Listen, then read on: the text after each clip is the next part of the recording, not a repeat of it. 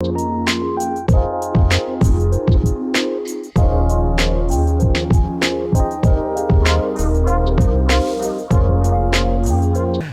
Ribeiro.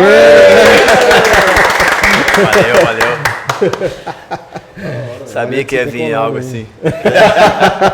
Suspeitei desde o princípio. Sabia. E aí, senhor Ailton Ribeiro? Tudo tranquilo, tudo na paz? Pô, tranquilo aí, cara. Dá um salve pra galera que tá assistindo aí. Agradecer vocês. Prometeu, estou conhecendo agora, né? Trocando ideia. Na verdade, já vi tocando, né? Mas nunca trombou de Mas a gente nunca conversou. Então, satisfação já tá aqui, te conhecendo nesse momento, né? Gravando o teu programa aqui. Pô, Bruninho, de Djalma. Acho que o Bruninho é o mais antigo, né, Bruninho? Mais antigo. Que a gente se conhece mais tempo, assim. Satisfação estar com vocês também. Que massa, da hora. Né? E fazer uma pergunta já? Pode mandar. Logo de lata? De lata. Eu vou fazer uma pergunta que é tipo assim, ô louco. Ailton, o que você pode nos falar sobre a arte, assim, você como um historiador, um cara bem estudado, assim, qual que é a relação da arte com a história? O que você pode nos transmitir, assim? É meio vaga a minha pergunta, assim, mas eu quero deixar ele aberto para que ele é um professor, ele vai nos encher de conhecimento. Professor na escola. Eu já falo pros alunos, já falo pros meus amigos que me chamam professor na escola. Mas não, brincadeira. Cara, história, eu vou inverter. Então, eu vou falar da relação, você falou da arte com a história, eu vou falar da história com a arte. Cara, eu acho que a história está em tudo, né? Tudo, os seres humanos são constituídos de história. Então, assim, a arte... Quando a gente pega para estudar a história da arte, a gente vai lá na pré-história, né? Figuras rupestres e tal. E aí vem estudando os movimentos artísticos, passa quase, né? Boa parte se concentra na Europa e acaba deixando de lado algumas outras formas de expressões artísticas que não fizeram parte da Europa e que, por consequência, acabam ficando de fora, né? Daquilo que a gente entende por história da arte. Mas a arte, assim como o ser humano, né? Aliás... confundi aqui no raciocínio. Quer dizer assim, que o ser humano ele tem a necessidade de se expressar. Isso, e a história vem só aprendendo, estudando quais são essas maneiras do ser humano se expressar, né, cara? Mais ou menos isso. A arte eu acho que, não sei qual é a sua opinião, é a primeira expressão humana, cara. Antes de aprender a escrever, a pessoa aprende a desenhar. Sim. Rabiscar. Exato. Né? Exato. É claro que daria para discutir, acho que vocês já tiveram aqui com o pessoal da arte, né? O que é arte também, né? Seria pensar o que é arte. Um desenho é arte, né? Então, mas eu também estou nessa linha de raciocínio, assim, né? A partir do momento que o ser humano se expressou, a própria linguagem, né? É um tipo de arte. Então, o cara desenha na parede, aí em casa também, né? Quando você é criança, só não desenha na parede porque os pais não deixam. Mas eu lembro do meu primo que ele pegou uma vez um pincel e mandou na sala lá, assim, um desenhão. Grandão, assim. Então é essa coisa. E aí acho que é uma maneira. Talvez ele não tenha essa consciência, né? Eu quero mandar um recado aqui e tal. Não, mas é que tá se expressando de outra forma, né, cara? Acho que a arte é isso. E aí, repetindo, né, cara, a história vem só vendo como que o ser humano se expressou de maneira não necessariamente verbal ou escrita, né? Ao longo da história. A história da arte vai procurar entender um pouco isso. Legal. Cara, e como que a arte chegou na sua vida? Como que tipo, você é guitarrista também e tal, mas você começou com o quê? Você faz outra coisa fora tocar instrumento? Eu tenho um pouco de habilidade com arte visual também. Habilidade assim, né? As pessoas gostam do que eu acabo fazendo, desenhando, pintando. Até uns anos atrás eu estava pintando com óleo, pintando tela e tal, legal, mas assim, totalmente autodidata, nunca peguei assim para aprender. E é difícil, né, cara? Principalmente o óleo, você tá de uma cor, você vai mudar para outra, você tem que pintar ao contrário, né? Jogar a tinta para cá, para ela ir para lá. Fazer a mínima ideia que isso é desse jeito. Assim, tipo assim, tá vermelho e preto. Você quer pintar aqui de vermelho, você tem que pintar assim, ó. Do preto pro vermelho, daí ele vai ficando vermelho lá, por causa do pincel que vai levando a tinta. Sim. Então tem isso. E eu fui aprendendo isso meio que sozinho ali, depois com essa coisa da internet, essa facilidade, você entra no YouTube e você faz um curso de pintura a óleo, né? Mas eu comecei a investigar essas coisas muito antes, cara. Via em revista, comprava revista, começava a ler. Era o que tinha na época, né? Isso. na arte, na pintura em óleo, cara, eu acho que um cara que me inspirou, assim, pra fazer foi o Chicão Benê, do Intento 35. Salve, salve, Benê. Chicão. Salve aí, irmão. Ele é um cara, cara, que... falando de arte, cara... ideia que ele fazia um negócio desse. Não, cara, ele é um puta... Eu não fazia ideia. Ele é um puta artista, cara. De verdade, eu não fazia ideia. Caramba, ele é pintor. O cara é um puta artista. Ele fez, acho que ele fez Feio Camargo, tudo, cara. Se eu não me engano, Caraca, mano. Se eu não me engano. Esse aqui ele tá fazendo Senai, ele tá fazendo Senai Tá aqui. fazendo Senai aqui? Chicão, quem te viu, quem te vê, hein, fera? Ó. Tô entregando os segredos do funk aqui. Pra mim ele é só, tipo, serralheiro, né? Esse trampo dele. Inclusive eu lembro dele falando, assim, eu acho até... Achei bacana quando eu vi que ele estava trabalhando com serralheria, porque ele, antigamente ele já falava que queria aprender a soldar e tal, para fazer uns trampos de arte, de escultura. Então, eu falei, não sei se ele acabou se aventurando nisso, mas ele é um cara que me inspirou para eu começar a fazer. Acho que, para dizer, a minha inspiração mesmo, nisso da arte visual, depois a gente entra na parte musical, né? Mas a minha inspiração acho que vem de ver mesmo, assim, grafite, ver tela, ver na televisão, na internet, né, cara, na revista, você vê um trampo, tipo esse aqui que tá do Ronaldo aqui fora. Você fala, cara, que da hora, velho. Que louco, né? Então eu falei, e eu acho que eu sou meio petulante, assim, que eu acabo, quando eu gosto muito de uma coisa, eu fico tentando fazer. Agora tentando fazer filme, né? Cineasta. Então acho que é gostar muito que acabou me levando para esse meio artístico, para a questão da arte, para produzir arte também. Na parte musical, é porque a minha família é quase todo mundo músico, né? Você conhece minha família. Muzaki teve aqui, meu primo. Muzaki, o Rômulo também, né? O Rômulo, meu primo. O Rafael também. Rafael. Guilherme. Salve, Gabi. Gabriela. Caramba. Só todo mundo. Meu avô era músico. Meu avô foi... Não sei como é que chama o cara que toca. Ele tocava clarinete. Clarinetista, sei lá. Não faço ideia. Não sei. Que é um instrumento de sopro de madeira. Parece um sax, sabe aquele sax reto? Então, é tipo aquele lá, só que é madeira. Então, um som até meio doce, assim. Bonito, madeira africana bonito, até. Bonito. E aí ele tocava na Euterpe. A banda Euterpe aqui de Pinda, né? Uma das bandas mais antigas aí. A banda mais antiga do Brasil. Do Brasil, é a mais antiga já? Então, tem mais de 200 anos, né? Não, acho que tá chegando a 200, não tá? Não, tem mais, porque tocou pro Imperador, tudo. Então assim, só do Brasil independente já tem mais de 200. E ela é anterior a essa história com o Imperador. Então, meu avô já tocava clarinete, inclusive sustentou a família um tempo ali tocando. E aí depois vem mais a minha inspiração para a parte musical foi meu tio, Guilherme, né? Que é uma pessoa que eu ouvia, a gente via, porque a gente tá falando dos meus primos, a gente tudo criança, né? Então, até então, o único que tocava ali era o Guilherme e o outro, um marido da minha tia, meu tio Vicente, que faleceu aí faz pouco tempo também, acho que 1 ano. Eu tô me perdendo um tempo, cara, não sei se ele morreu faz 1 ano, 2 anos. Por aí. Ficou confuso. E é um puta artista, um puta músico também, então eram as duas pessoas que eu via tocando, assim, nas festinhas de família. Família grande, né, reúne todo mundo e tal. E aí eu tinha isso. E aí o Guilherme, ele faz silkscreen, já há muito tempo. Hoje eu não trabalho mais com isso, mas ele fazia, então ele tinha as telas, assim, eu lembro que ele tinha uma tela dos Beatles. Que eu ficava olhando, ficava lendo assim, Beatles. Criança, né? Beatles, que é isso? Beatos, né? Aí, um dia, a gente foi... E aí também já acaba contando um pouco de como que eu vim parar no rock and roll. Acho que eu conheço vocês todos, até por conta disso. Que aí o meu tio alugou uma fita, cara, na antiga Varela, ó. Sim. Uma fita chamada The Complete Beatles, um documentário. E contava só dos Beatles. E aí eu fiquei maravilhado, tinha 12 anos de idade, cara, fiquei maravilhado com aquilo lá, daí falei, putz, Beatos, né, da camiseta do meu tio. Daí eu já estava começando a querer tocar, e aí impulsionou mais ainda. Daí eu pedi pro meu tio me ensinar, um belo dia na casa dele, assim, ele tocou, né, deixou o violão de lado, eu fiquei olhando assim, criança, querendo mexer, mas com medo, né. Quer tocar assim, né? Aí fiquei, violão em pé, assim, aí eu ficava tocando assim, daí uma hora ele tava lá pra cozinha, daí ele veio, sentou na sala, daí eu falei, tio, ensinou a tocar? Cara, inclusive, acho que essa fala aí mudou minha vida completamente, assim, sabe? Essa pergunta. Imagina assim. pra ele também, pô, que aprender a tocar. Sim. Vai ser maravilhoso pra ele. Com certeza. Eu tentei ensinar meu sobrinho, ele aprendeu um pouco e depois ele largou a mão. Falei, pô, desanimei. Mas enfim. Falei, tio, ensina a tocar. E ele falou, então vai lá. Esse aqui é dedo 1, dedo 2, dedo 3, dedo 3. Aí eu falei, tá bom, daí o dedo 1 vai na corda tal, vamos fazer o dó.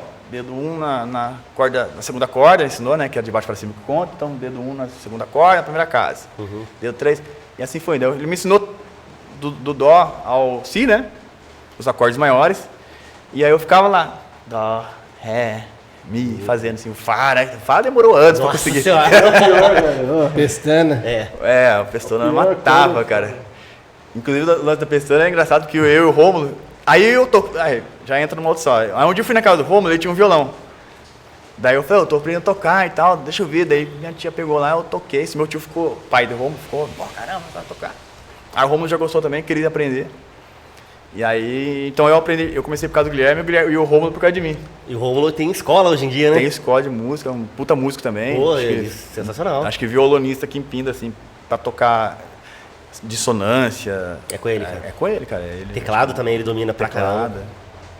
Então, assim, é isso, da música é isso, a família tá ali e tal. Nossa, que legal, cara, história legal pra caramba. Você também estava no começo do Nil, né? O irmão do Jonas. É verdade, cara. Você começou com ele também no negócio do segundo. Salve aí pro Nil também, Salve, pro Nil. Jonas, Murdock, os caras. Pô, o Nil é uma referência de Silk, cara, que você não faz ideia. Foi uma pena ele ter dado um tempo parado, assim. O Jonas ainda permaneceu. O Jonas também é muito bom. Aliás, a gente tá propaganda aqui do Jonas. Jonas e Arte Mais, né? Arte Mais. O Jonas que estampou, mas o Nil. E é por causa desse carinha aqui que os caras também pegou firme. Acabei também. Não sei se foi uma influência, né? Mas assim, eu ia muito na casa do Jonas, sou muito amigo dele, do Nil e também dos pais dele. Então, já teve de eu ficar dormindo lá sem o Jonas estar lá, tá ligado? Já ensaiava lá sem ele estar lá na casa dele. Então, um dia eu já estava lá, cara, acho que estava uma semana lá já. Aí o Nil falou, você sabe fazer negócio de circo, né? Não sei se eu comentei alguma coisa. Ele sei que ele ficou sabendo disso aí. Eu falei, eu sei. Daí ele pediu pra ensinar ele. Eu ensinei, e o Nil todo agitadão, né? Já que ele é, mano. Já quer começar o negócio hoje. Nossa, aí já foi, já comprou um nylon, já comprou lá a emulsão, sensibilizante, já fez e tal. Já fez lá a mesa, ensinei ele a fazer. E eu que dei os primeiros passos, os primeiros ensinamentos ali pra ele em termos de silk. Claro, hoje em dia ele sabe coisas que eu não sei, que eu não mexo mais, né? Mas ele manda muito, né? Sim. Hoje eu tenho que aprender com ele. Nossa, manja muito mesmo, assim. Ele deu um tempo, que pena. Mas o Jonas continuou. E é legal que ele tem um salve também pro seu João, pai do Jonas. O seu João teve aqui ontem também. Cara, é importantíssimo aí. Pra muita gente, né, cara, que empina. Acho que ele nem tem noção disso, é até legal registrar isso. Que o seu João, pai do Jonas, é um cara importantíssimo pra muita gente aí. Sim. E não tive a honra de conhecê-lo ainda. Ainda, espero que você conheça, cara. Encontrei com ele esses dias, bar de viaduto, só risada. É muita história. Aí, então, o que acontece? O Nil começou a mexer com isso, o seu João já, o máximo apoio, tá ligado? Já ajudou, já fez os berços lá pra colocar as camisetas e tal. E o Jonas, depois o Jonas aprendeu também, a mesma coisa. Então, assim, isso que é legal, sabe? Investiu, né, viu que o filho dele tava Exato, aqui. Que é uma coisa cara fazer, né, cara? Porque tem tudo, o aparato, né? Exato. Cara, assim, você consegue fazer, acho que, vamos lá, você vai ter que montar uma mesa, você tem que usar lá umas 4 lâmpadas fluorescentes, né, aquela de bastão. Aí, os 2, como é que chama aquilo lá? Esqueci agora. Aquele aparelhinho que você liga a lâmpada. Uns 2 ali, aí o vidro e tal. Você pode, acho que com 200 contos você começa. Não é, nem é tanta grana, né? Não é tanta grana, não. Máquina de revelar, você tá falando? A máquina de revelar e já também a tela e tudo. Com 200 contos. Eu acredito. Não sei, né? De repente eu vou pesquisar só um nylon, tá 200. Não, mas acho que não é tanta grana assim pra começar. Mas pra você fazer linha de produção, por exemplo, que é o que o Nil tava fazendo, aí não, cara, você tem que ter um monte de berço, assim, pra ir passando e tal. Mas quando você é moleque, você tá querendo aprender, qualquer dinheiro é muita grana pra você. Exato, sim. Pra quem tá começando, realmente. E eu fazia uma tela só, e meus desenhos, tipo esse assim, ó, é só uma... De uma cor, né? Uma cor, porque aí cada cor é uma tela, né? É isso que eu acho incrível, cara. Cada cor é uma tela, e pode ser um pedacinho só que é colorido ali, e tem que pôr aquela tela pra fazer. Se tivesse, tipo assim, só o S ali, colorido, só o pingo do I. Tem uma tela só pro S. Olha. Só o pingo do I, uma tela. Eu acho muito incrível essas coisas, cara. É cromia, esse aí, por exemplo, sua camiseta é cromia. Essa aqui é estampa, né? Dá pra fazer, mas não deixa de ser uma cromia, são 4 cores que tem aí pra poder fazer. Exato, o Mas semi-que, é igual aquela do ratinho lá, você colocou a foto, esse aí você tá falando é sublimação.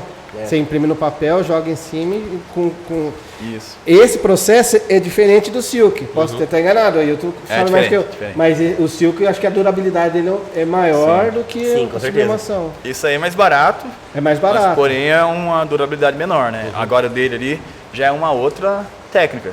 Isso aqui nem faço ideia que seja, cara. Isso aí já é inteligência artificial, hein? O Papa cantando. O Papa cantando rap. Não, mas ele tava discursando, ele tava fazendo rap. Mas discursando desse jeito?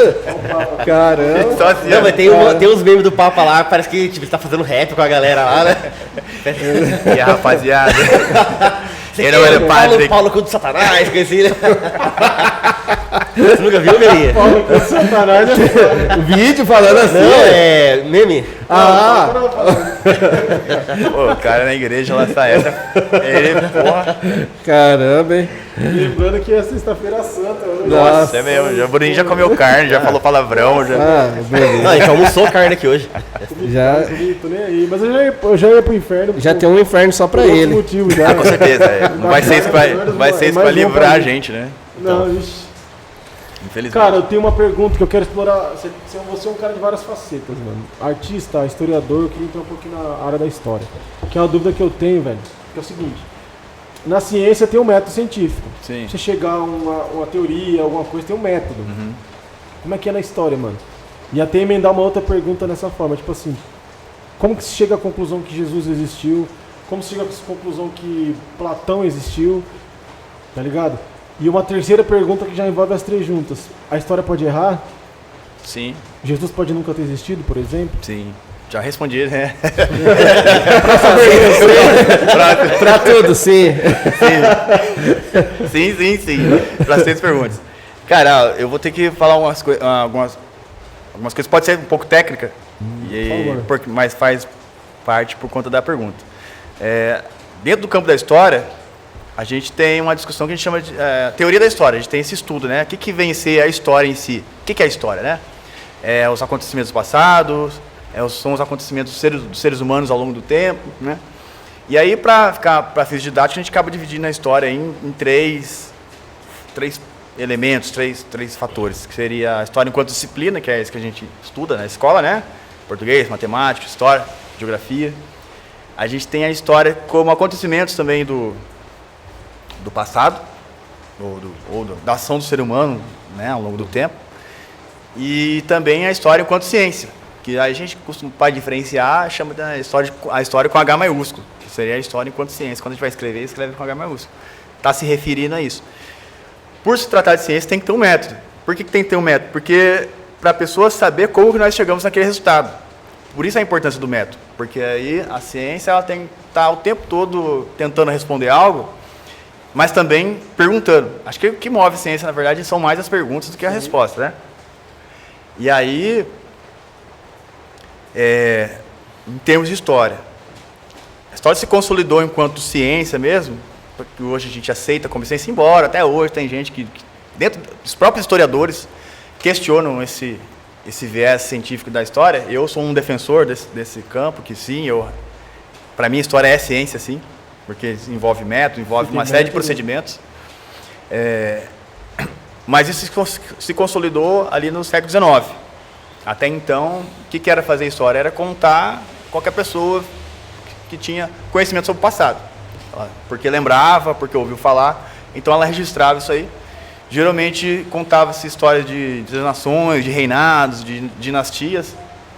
Então essa pessoa, a figura do historiador não existia como a gente compreende hoje. Era a pessoa que relatava, que escrevia. Então tem Tucídides, que é um historiador grego, considerado um dos primeiros historiadores ali, que falava sobre a Guerra do Peloponeso, com base em coisas que ele leu, com base em coisas que ele ouviu, com base através de relatos, né? Relatos de terceiros, inclusive, não relatos de pessoas que viveram. Conhecimento oral. Exato. E aí, no século XIX, você tem ali a ciência não vou dizer se impondo, mas se ganhando espaço enquanto uma área do saber. Né? A gente tem várias formas de a gente aprender, né, a produzir saberes. E aí a ciência é uma delas. E aí o século XIX é um momento em que isso está se estabelecendo, entendeu? E aí os historiadores, as pessoas que estão produzindo história, têm essa preocupação. Poxa, como é que a gente vai diferenciar, né, o que a gente produz hoje daquilo que era produzido, né, dessas pessoas que só relatam coisas que elas nem viveram e tal. Que seria ali dentro do campo do positivismo. Então os caras estabelecem algumas questões ali, ó, para ser história tem que ter documento. Tem que ter documento, porque daí a partir daí a gente pode saber sobre o passado. O documento ele é escrito. Portanto, a história, para se ter história, é preciso que haja documentos escritos. Por isso a gente define lá a pré-história como o momento da pré-escrita. Na verdade, o termo correto seria pré-escrita. Depois, no século XX, entendeu-se que, né, não necessariamente precisaria de documentos escritos para se produzir conhecimento sobre o passado. E aí vale também uma ressalva que assim, quando a história a gente entende que a gente produz conhecimento sobre os seres humanos. É diferente de dizer que a gente produz conhecimento sobre o passado. Até parece a mesma coisa, mas é um pouco diferente. E aí, mas no século XIX eles colocam isso, olha, para produzir conhecimentos históricos tem que consultar as fontes. As fontes são os documentos. Aí lá no começo do século XX, 1920, 30, aí isso já começa a ser questionado também. Então, quer dizer que um vaso feito por uma pessoa da pré-história, com uma inscrição, não necessariamente uma inscrição em termos de letra, mas um desenho, não serve como fonte histórica, não serve como evidência de um período? Serve. Um canto não serve como evidência, uma lenda não serve como evidência do passado, ou dos seres humanos do passado? Serve. Daí isso se ampliou, e aí veio se ampliando. Nos anos 70 a gente tem ali ganha mais força, ela começa nesse período também, nos anos 30, mas nos anos 70 ganha mais força aquilo que a gente chama de escola dos análises, que é uma galera da França que está estudando, historiadores, né, franceses, que eles ampliam ainda mais a noção de fonte histórica. Então, assim, a fonte histórica não é mais só o documento escrito. E geralmente esses documentos não bastava ser escrito também, vale lembrar isso. Tinha que ser documentos produzidos documentos oficiais, produzidos pelo Estado, por exemplo. Então, um processo criminal era uma fonte histórica para a galera do século XIX. Uma carta já não era. Então, também não é necessariamente escrito, né? Mas aí a galera dos anos 70, eles ampliam isso. Não, carta serve, livro de receita serve como fonte, filme serve como fonte, quadro, poesia, tudo serve como fonte. Tudo que o ser humano produz serve como fonte histórica.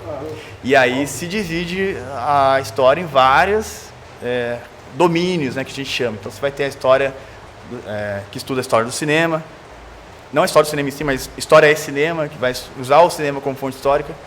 Vai ter ou a história econômica, que vai se preocupar, né, com como que a sociedade se organiza do ponto de vista da distribuição, produção. Vai ter a história da arte, que vai estudar a expressão do ser humano, que a gente está falando aqui, né, a expressão dos seres humanos ao longo dos tempos, e muitas outras. E aí, hoje a gente entende que a história o que ela produz? Ela produz uma interpretação sobre o passado. É uma interpretação, o que eu escrevo sobre o passado é a minha interpretação sobre o passado. Claro que não é uma interpretação gratuita, que eu simplesmente falo, eu acho que foi assim e acabou. Eu tenho que estar fundamentado em fontes, eu preciso mostrar por que eu defendo essa ideia, por que eu acho que as pessoas pensavam assim em determinada época, ou por que eu acho que a pessoa agiu dessa forma em determinada época. Então eu vou para essas fontes, eu mostro, na carta tal, o cara disse isso, no jornal tal, estão dizendo isso, tem o quadro que mostra aquilo. Mas claro que não basta uma fonte, a gente tem que ter um grande rol de fontes para sustentar mesmo o argumento. Então aí já responde a sua pergunta sobre o procedimento, sobre o método, né? O método. Mesmo. Eu falei parecido com a ciência, mas é a mesma coisa. Ciência, é a mesma coisa. Eu acho que também é interessante, não sei se, mas pelo que eu entendi também, assim, é entender o contexto daquele período. Não com o olhar do agora. Com certeza. O anacronismo. Você... fulano teve tal ação, tal atitude, com tal coisa, mas porque naquela época era dessa forma, tinha... É mais ou menos isso também, né? É totalmente isso. É o que o Prometheus falou, que é... Prometheus mesmo, né? Prometheus. Só conheço por Prometheus. Prometheus. O Prometheus falou sobre o anacronismo, que é uma palavra que para nós é um pecado em história. O historiador pegar uma ideia, uma concepção de um determinado período ou de uma determinada cultura e aplicar em outra, né? Fazer juízo de valor de uma Exatamente. época que- Não posso escrever assim, o fulano de tal, ele era um rei tal, ele era um mentiroso, tal. Até posso, claro, né? Mostrando que, olha, no jornal tal, aparece ele dizendo isso, mas na realidade está acontecendo isso. Então eu estou dizendo que ele é mentiroso, mas eu não preciso resumir a isso, ou dizer que ele é um infiel, que ele é isso, que é aquilo, que não se trata disso, né? Se trata de... Cara, isso também gerou essa que você tá falando me gerou uma questão na cabeça, assim. A gente teve um movimento que teve a destruição das estátuas lá, que jogavam em rios e tal, não sei o quê. Será que não é um pouco anacrônico isso? Por exemplo, você come carne? Sim. Daqui a 200 anos, como vai ser visto isso? Eu sei, inclusive eu uso esse mesmo exemplo Sacou? para refletir sobre essa mesma questão. E aí, mano, não é meio anacrônico você ir essa questão? O que você acha sobre isso? Cara, essa pergunta é boa porque é justamente o que eu estudo. Caiu bem no meu campo de estudo, que inclusive eu venho estudando isso de forma mais sistemática sobre estátuas de um tempo para cá, de um ano para cá, um ano e pouco. Mas dentro da história eu estudo a memória, que não é a memória do simples fato de lembrar, né, da questão do cérebro ali, não. Mas a memória seria um relato sobre... Memória é um relato sobre o passado também, é uma forma de entender o passado, uma forma de lidar com o passado. Então a gente tem a história, a história com H maiúsculo, que lida de forma científica, né, baseada em fontes, tal. E você tem a memória, que lida também com o passado, mas não necessariamente baseado em fontes, não precisa mostrar, né. Então essa coisa de, eu sei que Pinda tinha um cemitério indígena, tal. Isso é uma memória que se criou sobre o passado da cidade, tá? Então vem estudando isso. Em relação às estátuas, é aquela coisa, né? É difícil dizer hoje porque certos símbolos do presente, eles não representam mais aquele presente, não representam mais aquilo que a gente entende como, às vezes, certo ou errado, como, né, algo justo ou não. Então, certos símbolos passam a mostrar que a gente está sustentando aquela ideia. Né? Revisionismo. A gente está sustentando essa ideia igual a do Bandeirante, né? A gente quer uma sociedade que... Porque a estátua não está ali por acaso. Né? A estátua é um monumento e todo monumento ele é constituído como uma forma de poder, tem poder envolvido nele. Tá? Então você não levanta um monumento de Djalma. Uma estátua Ainda. na entrada da cidade? Ainda. Imagina. Aí, Israel, se Ainda. quiser fazer, pode fazer. Mas de repente o Djalma pode aí fazer um feito heróico, sei lá, pra mim já fez, vários. Não, sem puxar saco, mas, pô, né, só um pinta positivo, O cara né, é foda. o que você produz aí em arte, pô, já vale. Já merecia o Já estátua. merecia, com certeza. Pelo menos aqui no Vila Rica, né? Djalminha e o Renan do lado do outro, assim, dos caras que faz o evento aqui. ó. Que faz pela molecada, isso aí já merecia. Mas, exato, e de repente, usar o próprio exemplo. De repente, daqui a alguns anos, a gente consiga, você, o Djalma morre primeiro. Acabou de me homenagear, já me matou. Djalma morre primeiro. Não, ou em vida também, né? A gente consegue se reunir e ir até a Câmara e pedir, né, que erga uma estátua pro camarada. Mas em vida agora pode? Pode também. Ou sempre pôde? Acho que sempre pôde. Mas esses são monumentos, e monumentos eles estão envolvidos com relações de poder, entendeu? Então, quando você tem uma estátua de um bandeirante, por exemplo, numa cidade, você está dizendo assim, olha, essa é a história que eu quero contar. Tá? Inclusive, a história é isso que eu falei, ela é interpretação e também é aquilo que a gente conta sobre o passado, né? E aí, quando você tem uma história de um bandeirante, de um senhor de escravo, é a história que você quer contar, porque o passado, ele justifica o presente. A gente só estuda o passado porque a gente quer entender o presente. Então, tudo está em torno do presente. Né? Então, quando você tem a história de um bandeirante, de um senhor de escravo, você está dizendo assim, essa é a estátua, isso é digno de história. O resto não é. E por que os caras derrubam? Os caras falam assim, não, essa narrativa histórica não nos diz respeito. Não me representa, por exemplo. Né? Você tem a estátua de o cara matou um monte de índio e vou idolatrar o cara. E tem essa coisa da idolatria também, né? Claro. Não de idolatria do ponto de vista ali da percepção religiosa, mas de você ir numa praça, você olha para aquilo e fala, pô, pode crer. Pequeno, né? Criança. Aí você tá lá, cara, aquilo vai durando anos e anos, você vai sempre olhando aqui, você vai, pô, o cara não tá aí à toa. Então esse cara deve ser cara muito foda pra tá aí, né? Mas foda pra quem? Exatamente. Entendeu? Então, assim, eu acho válido derrubar, Eu também. mas eu acho válido também derrubar, mas assim, e não só acabar com ela. Eu acho válido tudo, na verdade, né? Assim, pô, a Depende manifestação das do cara, situações a também. manifestação dos caras ali, eu acho que é válido também, né, porra. Agora, do ponto de vista da história, eu acho que é importante a gente preservar também, uma só que seja. É que Isso depende do ambiente. Bota no museu também. Exato, bota no no museu ou bota uma inscrição. Hoje nos Estados Unidos está acontecendo muito isso com estátuas de ex-escravistas, de antigos escravistas, que eles mantiveram a estátua, mas colocaram uma inscrição lá. Porque, inclusive, as inscrições que tem, se você for ler, pode ir em qualquer estátua que Pinda. Você vai estar falando do cara, pelos feitos dele, de Djalma, Demétrio, pelos feitos, pela coletividade, tal, né? Morreu em 2120. Sim, vai estar sempre essa narrativa exaltando o cara, né?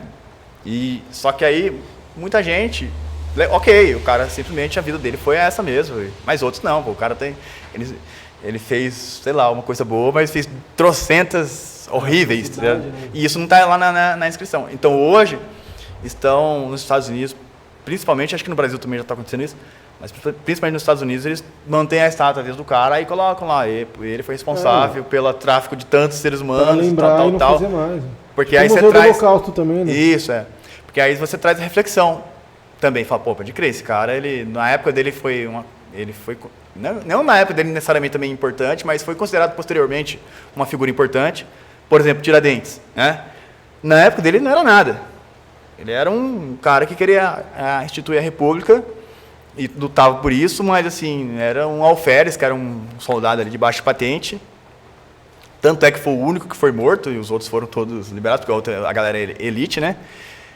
Só que a figura que a gente tem do Tiradentes, o 21 de abril, não foi instituída assim logo depois que ele morreu. Foi depois no Brasil República, você queria fortalecer esses ideais republicanos. Então, quando o Brasil se torna república, eles precisam resgatar e dizer, olha, isso está na nossa história já, essa vontade já está na nossa história desde muito antes e tal. Então, vamos exaltar a República. Por isso, o feriado de 21 de abril é pensado dessa forma. O feriado é um monumento, né? Aí eu estou ampliando, aqui na história a gente trabalha dessa forma. O monumento também não é só uma estátua. Pode ser um feriado, nome de rua, isso tudo são monumentos. Então, por exemplo, o Tiradentes, ele consegue essa repercussão que ele tem hoje muito posteriormente. Porque precisamos de um mártir, precisamos de alguém que morreu pela República, porque você engrandece a história, né? É um marketing feito em si. Você engrandece a história. Depois lá o Pedro Américo vai lá e faz o quadro dele lá e pinta ele todo esquartejado. E aí cria-se aquela figura dele como Jesus Cristo, né? Por quê? Cabeludo, né? Exato. A gente está falando de um Brasil que Brasil República, sei lá, nos anos 30, não sei a taxa de analfabetismo, era muito grande. Então você precisa trabalhar com símbolos também, né? Você precisa mandar recado através dos símbolos. Então você cria lá o cara desenhado, pinta o cara desenhado como aquilo que se desenhou de Jesus Cristo, né? A religiosidade deveria ser muito maior naquela época do que hoje, né? Lógico. A igreja, tudo. Não sei, falar bem a verdade pra você, não sei, cara. Tá ficando de novo. Hoje tá bem forte, né? Hoje tá bem forte. Não, diga assim, naquela época o catolicismo era uma religião dominante. Bem mais que as outras. Bem mais que as outras, provavelmente. Com certeza. Que isso liga ao que você está falando da questão das artes também, do controle, do domínio, do que você pensa em cima da... Tudo está em volta, tudo está em torno daquilo como você usa, né? Como você usa a arte para se expressar, como forma de legitimação de poder. A estátua é uma forma de legitimação de poder. Você tem uma estátua da sua família na praça da cidade... Cara, sua família você vai entrar em qualquer restaurante aí de boa. Com certeza. Eu sou o fulano tal, eu sou um Marcondes, né? Aqui em Pinda, assim, né? Então, é isso, cara. Então, às vezes, o monumento está ali para legitimar, para justificar certas narrativas, certas percepções do presente. Pode crer. Será que a pichação não entra nisso, mano? Porque assim, se tem uma estátua dentro da cidade, tipo assim, é uma mensagem que passa. Isso aqui é o meu lugar. A pichação também quer dizer isso. Pro moleque, a expressão dele, já que eu não vou ter uma estátua, mano. Isso, com certeza. Tem aqui, ó. Inclusive, quando o cara picha, às vezes, a estátua, talvez não seja o que ele queria dizer, mas ele indiretamente está dizendo também, isso aí que não significa nada para mim. Porque eu passo Nossa, é muito forte. o spray em cima e dane-se. Quem fala que pichação não é arte, velho? Como que isso não é arte, mano? Sim. Olha o tamanho dessa expressão, velho. Mesmo que o cara não queira fazer, não esteja pensando nessa Exato, militância, exato. mas ele tá fazendo, velho. Exato. É foda, cara. E outro bagulho que eu ia perguntar, mano, que surgiu, até me fugiu a pergunta, velho. Caralho. Era em cima dessa questão da... continuando falando das estátuas. Então acho que você acha mais interessante colocar no museu, mano, até falando da questão do veganismo e tal, porque, tipo assim, sempre vai ser feito um juízo de valor em quem passou antes e, historicamente, vai provar que a gente tá vivendo de alguma forma, fazendo alguma coisa errada, velho. Cara, não precisa nem ir muito longe. Se a gente pensa... Você tem quantos anos? Eu vou fazer 30, 29. Você tem quanto, Bruninho? 34. Eu e o Djalma somos mais velhos que 39, 38, Djalma? Então, 38. você acha que você ainda pega isso também. Se a gente pensar um pouco, coisa que a gente falava 10 anos atrás, né? Coisa que a gente falava 10 anos atrás, que hoje a gente fala, pô, cara, Sim. pô, é ridículo, né? Eu sei que eu fiz muita coisa, assim, na escola, né? No dia a dia, falei, caramba, cara, aquilo lá é totalmente errado, cara. Totalmente lógico. errado, sabe assim? Os anos 90 foi totalmente diferente dos anos 2000 pra E cá. totalmente. Nossa, Então, assim, dá pra julgar, assim, que eu fiz errado? Dá pra julgar que eu tava errado? Dá pra dizer que eu tava errado, sim. Pô, eu tava errado. Olhando agora. Olhando agora. Naquela época eu tinha consciência? Não tinha. Então, assim, é difícil a gente lidar com isso, né? Agora, a questão da escravidão, por exemplo, que é a minha área. Eu venho brigando por isso aí em relação à Pinda. Né? Na verdade, eu quero expandir isso para o Vale também, né? De como que o Vale ele silenciou, ele apagou o seu passado escravista. E a Pinda é uma dessas cidades, né? Que consegue se tornar, no século XIX, uma das principais cidades da região, assim, muito sofisticada para a época e tal, muito rica. Quer dizer, a cidade em si não, algumas pessoas muito ricas, né? E aí... Se você pegar relatos do século XIX de viajantes brasileiros ou não, estrangeiros, eles estão dizendo, não, Pindamonhangaba, a cidade mais sofisticada por qual a gente já passou, e tal.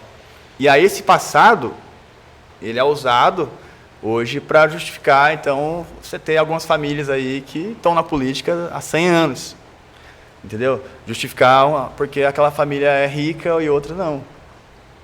Entendeu?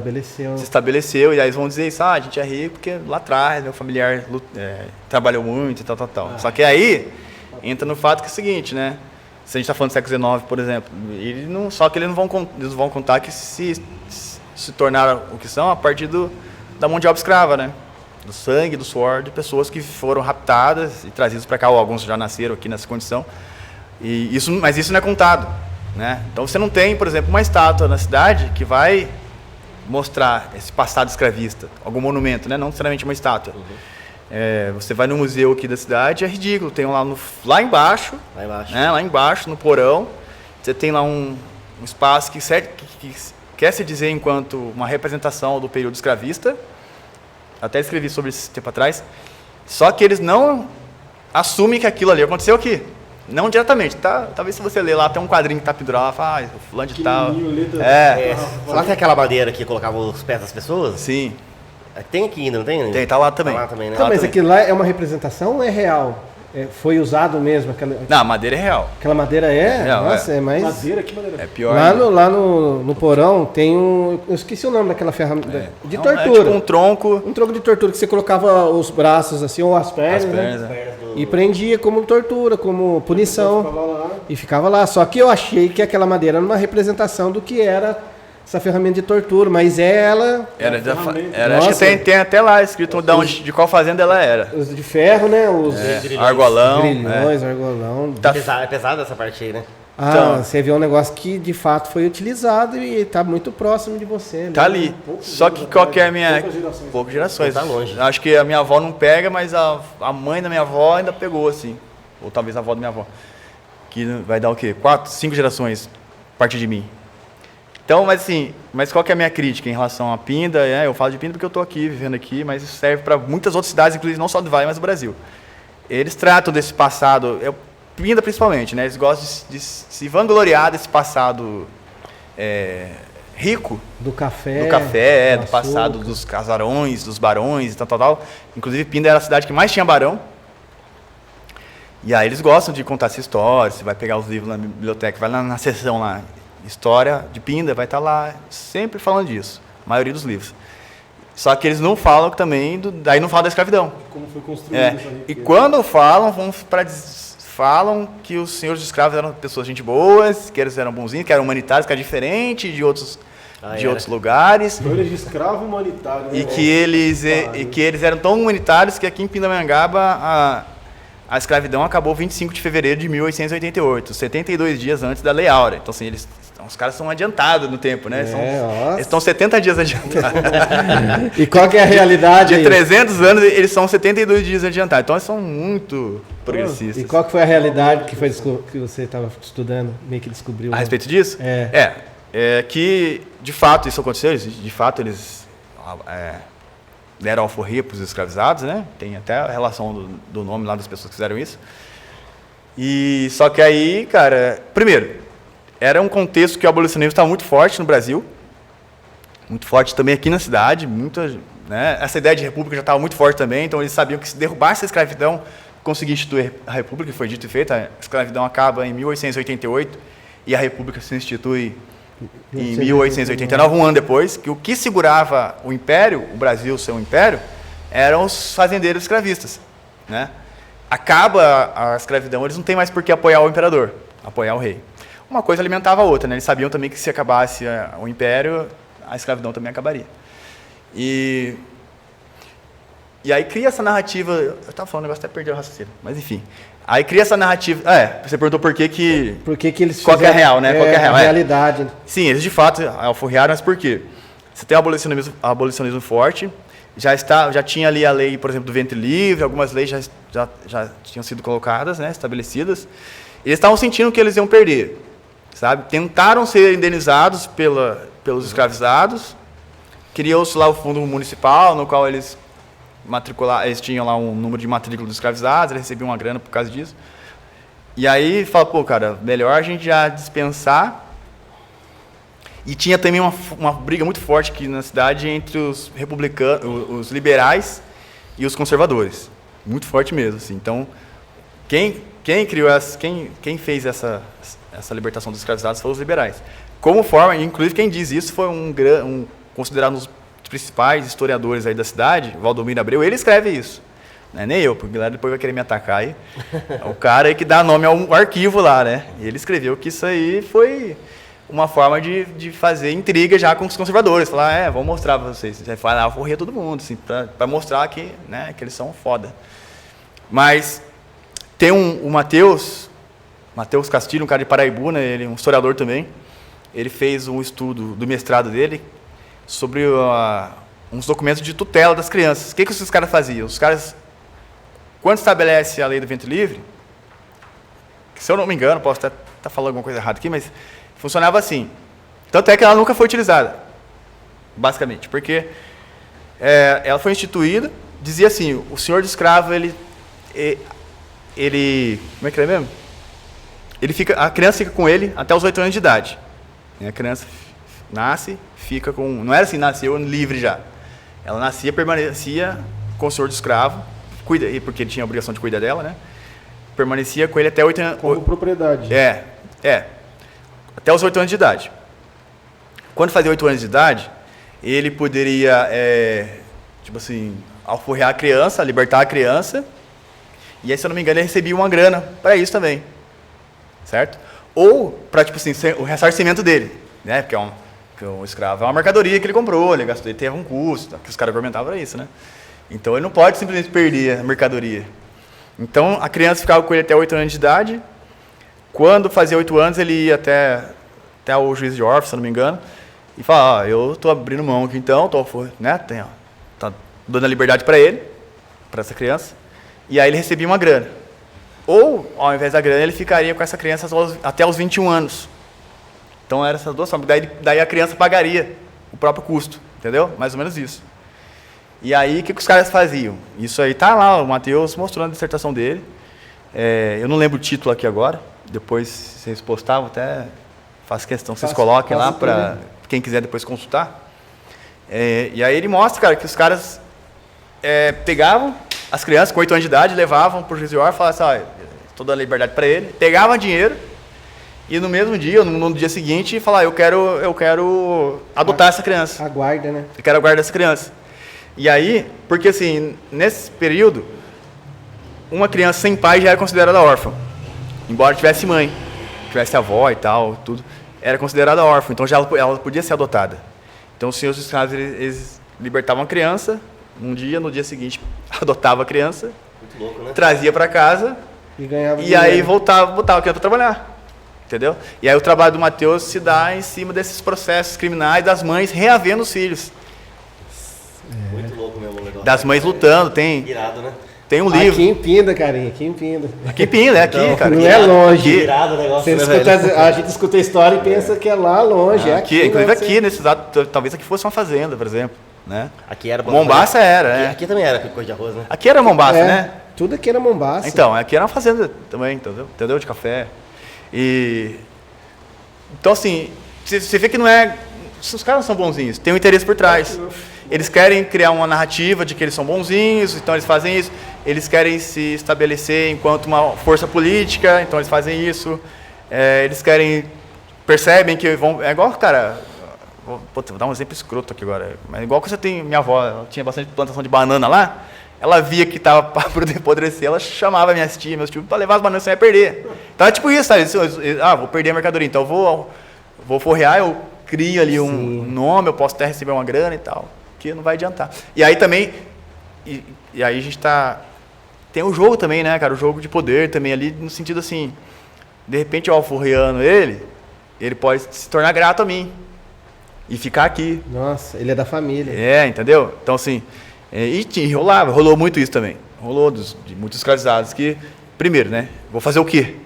Vou pra onde? Isso tá ali, beleza, vou fazer o quê agora? Isso já é um debate que já está bem estabelecido, né? Não precisa nem entrar em muitos detalhes, mas aí muitos falam, beleza, né? Pô, o cara me alforriou, então vou ficar aqui. E ajudava, né? Ajudava nesse convencimento.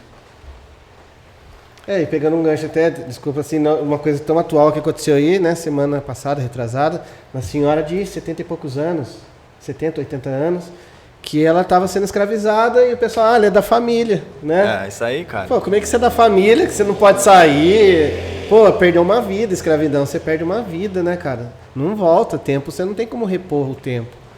Exato, perdeu uma vida. É o período da história que mais tem escravizado, é esse, né? Mais do que quando a escravidão era liberada. Você fala agora? Sim. Pode ser. Eu digo pode ser porque eu não tenho... Não, sim, tem dados já que dizem que o período de hoje que vivemos é o que mais tem escravizado. De trabalhadores. Não, de escravizado mesmo, Então, trabalhador sem direito. trabalhador, em situação de escravidão. Igual eu falo para meus alunos, né, cara? Mas aqui não é instituído pelo Estado, né? Isso, não dá pra comparar com o que era exato. antigamente. Isso né? que eu ia O Estado falar. era É uma coisa legalizado. ilegal já. O que eu gosto de falar para meus alunos é Dá nem justamente pra isso. comparar. Porque eles falam assim, às vezes... E eu até acho legal quando eles falam isso. Professor, mas ainda existe escravidão. Eles falam até com uma certa indignação, sabe? Criançadinha assim de 13, 12, 13 anos ainda falam até com certa indignação. Até acho legal. Professor, mas ainda existe escravidão. Mas é isso que você falou, né? A diferença é que antes você tinha uma escravidão instituída, né? Ela faz parte do sistema. Legalizado e incentivado. Um escravo que foge, ele não tem para onde ir. Vai fazer o quê? Hoje, se uma pessoa está em situação de análoga à escravidão, ou de situação de escravidão mesmo, né? Eles falam análogo à escravidão tipo, meio que porque de fato é diferente, né? E meio que uma forma de respeito também com quem participou dessa escravidão mais antiga. Mas um cara foge de uma situação de escravidão hoje, ele vai no primeiro, sei lá, cara, vai na padaria ali, ele conta, né? E claro que se ele for cidades pequenas, tá todo mundo comprado, né? Então é complicado, mas assim, o cara, qualquer lugar que ele vai, ele vai ter um acolhimento, vai numa igreja, vai num comércio, vai bate na casa de alguém. Vai ajudar ele, né? Exato, cara. Ou, né, para ser mais... Ele era um criminoso. Se ele foge, e vai fazer o quê? Aí, claro, vai pros quilombos, vai se esconde nas matas e tal. Se esconde no meio de outros escravizados. Acontecia muito, cara, ele fugia de uma fazenda e ele ficava na outra. Ele trabalhava, tá ligado? Ele ficava na outra trabalhando, porque às vezes ele estava sendo muito maltratado na outra. Às vezes ele tinha uma garota, né? Ou uma menina que fugia, porque tinha um relacionamento com alguém de outra fazenda. O cara até vendido também, então né? O cara fazenda. fugia por conta disso. Ou tipo, vendia a esposa do cara, o cara também podia. Exato, às vezes o senhor de escravo vendia a esposa, vendia os filhos, então o cara fugia para ficar junto. Faz tempo você me passou um trecho de um livro que eu lembro que a escravidão, no começo dela, aqui no Brasil, os africanos mesmo que vieram eram muito mais rebeldes, e daí os brancos foram controlando eles, que até chegar nesse período que a gente pegou até um documento do cara já ser conscientemente escravo. Absorver, né? Absorver, porque de geração em geração eles foram dominando. Os primeiros eram mais rebeldes, né? Os africanos queriam liberdade, se matavam. E chegou num ponto que de gerar 300 anos. 350, mais de 350 anos, quase 380. 350 anos de escravidão, tipo, é muita geração, cara. Muita coisa. Os caras que estavam mais no começo que já se viam como escravos. Já Já tá não... incutido na mente. E que chega num ponto que aquelas notícias que você compartilhou de algumas coisas que é muito triste. O cara que se matou 3 dias antes da abolição, né? Sim, cara. Pois Nossa, é. mano, imagina. O cara se O matou. cara não sabia, né? Eu também não sei o motivo que ele se matou também. Talvez. Mas que esperança o cara tinha também, Exato, né? exato. Se for analisar do contexto Mas- daquele período que Exato. E aí o cara se Esperança matou o cara 3 tem. dias. Ele se matou. A abolição foi 13 de maio, né? Ele se matou dia 10 de maio, cara, de 88. Putz, cara. 1888, assim. E isso tá no jornal, né? Eu te mandei. No assim. jornal. Eu vou mandando pro Djalma, a gente fica Nossa, eu salvo lá. tomando pra mim uns 13 jornal, cara, e daqui de Pinda, cara. E tem um que eu gravo na memória, a mulher que acha ruim dos negros, ela fala assim, os negros estão bagunçando na rua aqui, fazendo festa. São 13, ela até fala, né? 13. Não, acho que são 20 e pouco, 29 negros fazendo bagunça, algazar. Tipo, ela jogou no jornal reclamando que os caras Cara, estavam isso aí é muito louco. Você pode pegar esse relato aí, isso aí é de 1870 e pouco, assim. Um relato de uma pessoa, acho que não dá pra saber quem é, se é um homem, se é uma mulher, né? alguém reclamando. É no uma pessoa jornal. reclamando ali no jornal daqui da cidade. Tinha um jornal chamado Pindamonhangabense. Vocês podem procurar na internet, vocês vão achar. E aí, tá lá reclamando, assim, numa coluna, assim, mais ou menos desse tamanho, assim, que ela fala... Na rua do lado do teatro aqui tá uma bagunça, uma orgia, né? Fala assim, uma orgia. Som alto até tarde. Canta alto e fala alto, não sei o quê. Eu tenho dó daquelas senhorinhas que moram ali perto e que a polícia precisa fazer alguma coisa. Já chamando esse discurso de hoje. Cara, eu que falar, eu agora, chamando o CGI. Cara, você pega isso aí, velho, você bota no jornal de hoje, dá no mesmo. Tá na mesma coisa. Mesma coisa. Tipo assim, mas é uma coisa muito preconceituosa. A gente analisando, não muda de hoje em dia. Eu pego até o caso de um tempo atrás aí que putz, cara, infelizmente eu acho que tem que ter muito mais diálogo, mas a guarda já chegou sentando cacetete na molecada que fica ali. E vai pra onde, cara? Não, tudo bem, você não gosta que o pessoal bebe, e tá certo, é de menor, tudo, mas o que tem? O que a gente tem de amparo pros jovens? Vai Tem nada. Não, cara, você tem que vai ter... proibir eles de... Mano, ó, você vai se divertir, você vai tomar porrada. E aí, eu vou fazer o que então, mano? Não tem escola boa, não tem hospital, não tem porra nenhuma. O que você quer que eu faça, caralho? Mas a gente tá falando de um período agora que é democrático, né? Mas A gente tem uma liberdade, tá falando de uma coisa que é na época da escravidão. Hoje se Olha que diferença. Hoje, querendo ou não, a gente sabe que tem Mas a todos os cabeça dos problemas. caras não mudaram, né, Tem cara? todos os problemas. Se um policial, um GCM te dá uma cacetada, é claro que coloco de novo, tem todos os problemas, mas que a gente pode recorrer, né? De um modo, mas Mas antigamente não. se você tiver uma família nobre... Numa eventual revolução, numa eventual organização social, num socialismo, num comunismo, que a gente estava falando em off aqui sobre relações de poder, relações dentro de uma empresa tem um gerente que é uma relação vertical que é natural, que ele tem que te delegar funções. Eu não vejo isso acabar num eventual comunismo, que vai ter o cara que vai gerenciar, não vai ter o dono do meio de produção, mas o gerente vai ter. É possível acabar com essa relação de verticalidade ou não? É impossível. Acho que não só é possível acabar, como já ao longo da história a gente tem muitos exemplos de sociedades que não têm essa relação tão vertical. Delegar poder, aliás, ter poder, delegar funções, não necessariamente se dá numa relação também vertical. Né? No caso que a gente usa na nossa conversa aqui, sim, a gente está falando de uma empresa que quer lucrar, que até precisa lucrar para sobreviver e tal. Aí vai ser vertical.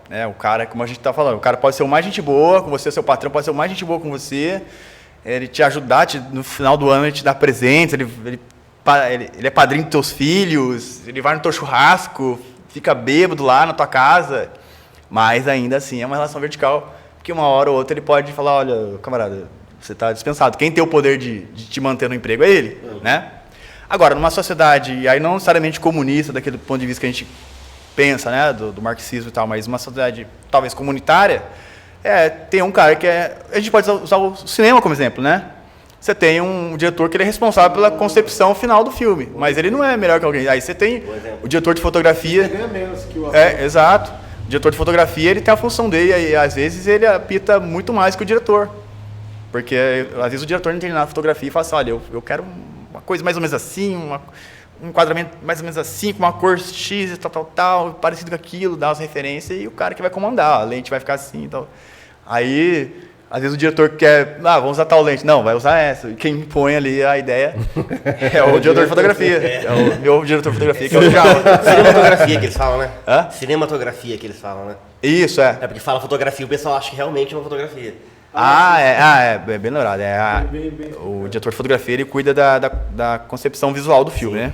Não, quer dizer, visual muito ampla, né? Concepção visual do filme vai entrar o cenário, vai entrar o figurino, uma série de coisas. O cara cuida de como vai ficar a imagem na tela. Enquadrada na tela. Não só enquadrar, mas a cor que vai ser usada. Também né? tem o ponto do diretor também, que é a visão do diretor também. Não tem como. O diretor é o cara que assina o filme. Então, O diretor é o técnico do time de futebol, né? Mais ou menos. Quem que ensinou o Prazeres da Várzea? É Prazer Saberes da Várzea, né? Prazeres da Várzea.